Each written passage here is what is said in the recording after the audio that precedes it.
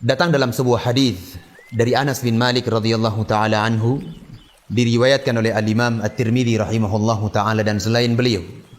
Kata Anas bin Malik radhiyallahu an, pernah suatu hari kami duduk bersama Rasulullah sallallahu alaihi wasallam di dalam sebuah majelis ilmu. Ketika Anas bin Malik dan para sahabat yang lainnya sedang duduk dengan Rasulullah sallallahu alaihi wasallam di dalam sebuah majelis ilmu, tiba-tiba Rasulullah sallallahu alaihi wasallam mengatakan kepada para sahabat, "Wahai para sahabatku, sebentar lagi akan datang ke hadapan kalian seorang pemuda yang akan menduduki surga Allah Subhanahu wa taala." Ini merupakan kabar gembira dari Nabi.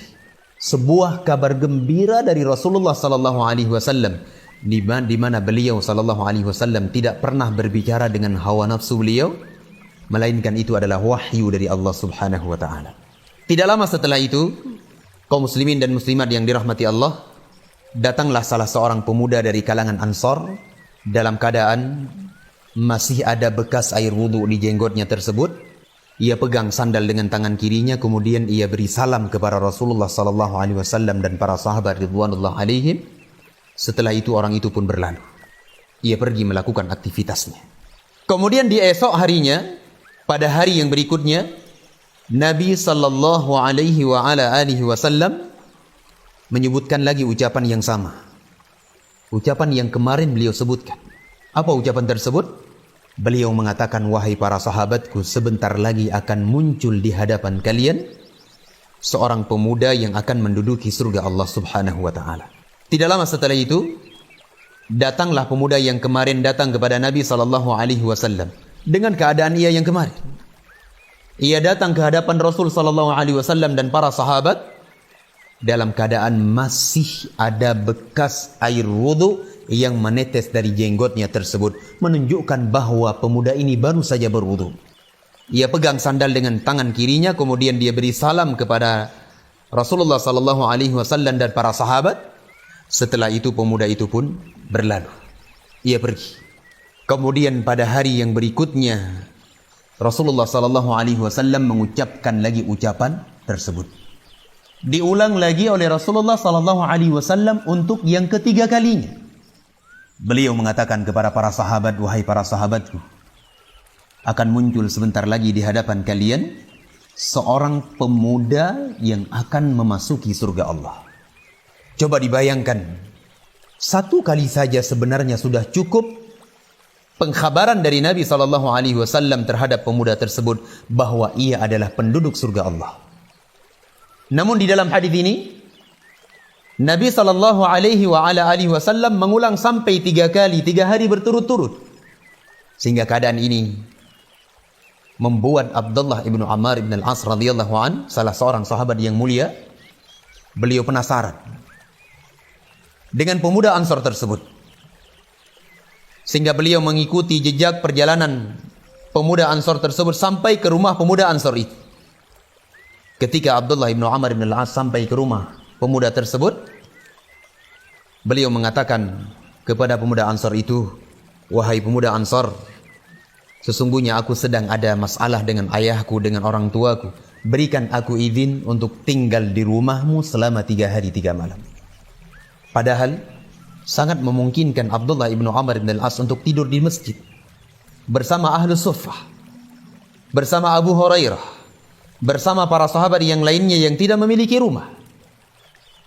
Namun Abdullah ibnu Ammar ibn al-As radhiyallahu an meminta izin untuk tinggal di rumah pemuda Ansar tersebut 3 hari 3 malam. Tidak lain tujuannya kecuali beliau ingin lihat amalan apa yang dilakukan oleh orang tersebut, sehingga Rasulullah sallallahu alaihi wasallam memberi kepadanya kabar gembira surga. Kemudian pemuda Ansar tersebut mengiyakan dan membolehkan Abdullah ibnu Ammar ibn al-As untuk tinggal di rumahnya 3 hari 3 malam.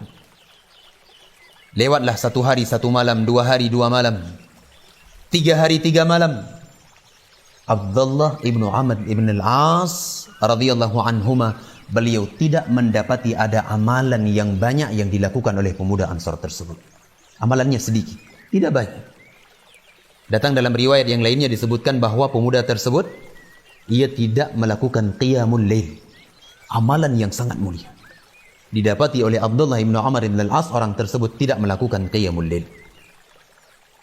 Sehingga keadaan yang seperti ini membuat Abdullah bin Umar bin Al-As radhiyallahu anhuma bertanya kepada pemuda tersebut. Beliau mengatakan, wahai pemuda Ansor, aku duduk bersama Rasulullah sallallahu alaihi wasallam dan para sahabat yang lainnya. Aku mendengar Rasulullah sallallahu alaihi wasallam menyebutkan 3 hari berturut-turut bahwa akan datang kepada kalian, akan muncul di hadapan kalian seorang pemuda yang akan menduduki surga Allah Subhanahu wa taala. Kemudian engkau pun datang untuk ketiga-tiga kalinya. Kemudian kata Abdullah bin Umar bin Al-As radhiyallahu anhuma, amalan apa yang engkau lakukan sehingga Nabi alaihi salatu wasallam memberi kepada engkau kabar gembira surga tersebut? Kemudian pemuda Ansar tersebut menjawab dengan tawadhu'nya. Beliau mengatakan, wahai Abdullah bin Umar bin Al-As, tidak ada yang saya amalkan, tidak ada yang saya kerjakan dari amalan soleh kecuali apa yang engkau lihat selama 3 hari 3 malam di dalam rumahku. Itulah amalan saya, tidak lebih dari itu. Jawaban ini sehingga beliau berpaling dari pemuda tersebut. Ketika beliau berpaling, pemuda Ansar itu memanggil kembali Abdullah bin Umar bin Al-As. Dipanggil, kemarilah wahai Abdullah. Ketika Abdullah bin Umar bin Al-As datang kepada pemuda tersebut, pemuda itu kembali mengatakan, wahai Abdullah ibnu Amr bin Al-As, tidak ada yang saya lakukan dari amalan kecuali yang engkau lihat selama 3 hari 3 malam di dalam rumahku. Itulah amalan saya. Akan tetapi aku tidak pernah merasakan di dalam hatiku ini perasaan apapun, baik itu dengki, iri, buruk sangka, dendam, ingin membalas sebuah kezaliman dengan kezaliman, kejelekan dengan kejelekan. Tidak pernah ada di dalam jiwaku keinginan dan perasaan-perasaan seperti ini terhadap saudara-saudaraku kaum muslimin. Luar biasa. Kemudian kata Abdullah bin Umar bin Al-As, inilah yang menyebabkan Nabi SAW memberikan kabar gembira surga kepada engkau, dan ini pula yang sangat berat untuk kami menjalankannya. Faedah yang bisa kita ambil di sini, bahwasanya kesucian jiwa seseorang, bersihnya kalbu seorang hamba, seorang muslim, dari berbagai kotoran yang akan mengotorinya, dari berbagai penyakit, apakah itu penyakit dengki, apakah itu penyakit hasad, iri, buruk sangka, dan berbagai jenis penyakit hati yang dibenci oleh Allah Azza wa Jalla, yang tergolong ke dalam akhlak-akhlak yang tidak baik.